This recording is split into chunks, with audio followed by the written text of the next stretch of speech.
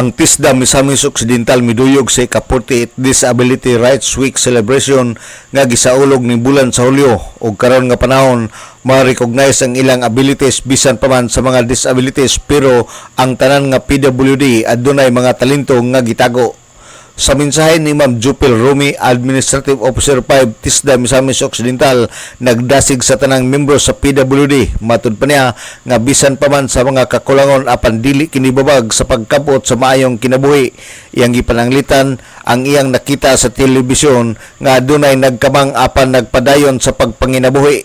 So ang TISDA join jud sa inyo ang celebration na ika-48 National Disability Rights. So, it's the time nga among i-recognize ng inyo ang rights, inyong mga abilities despite sa inyong mga disabilities, pero tanang PWD na agad na mga talento or abilities nga gitago.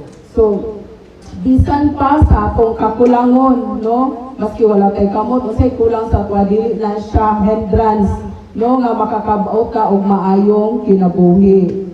So, maningkamot, nara din na sa pagpaningkamot, no? Di ba, dahil kayo makita sa TV, nga bisag, ang galakaw na gali siya, no? Nasasalub na ba, mura nagakamang, pero naningkamot yun, no? Nga mabuhi.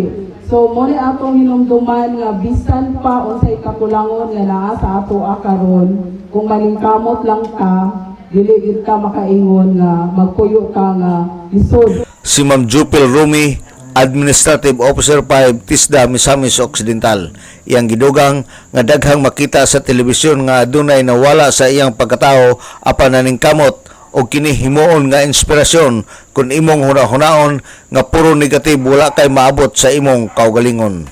Alang sa DXDD Radio Campana, ang radyo sa simbahan, W45 Dudong Bargamento, muduyog sa ika-75 nga jubileo sa simbahan sa Archdiocese sa Osamis Tanag, Salakbayan.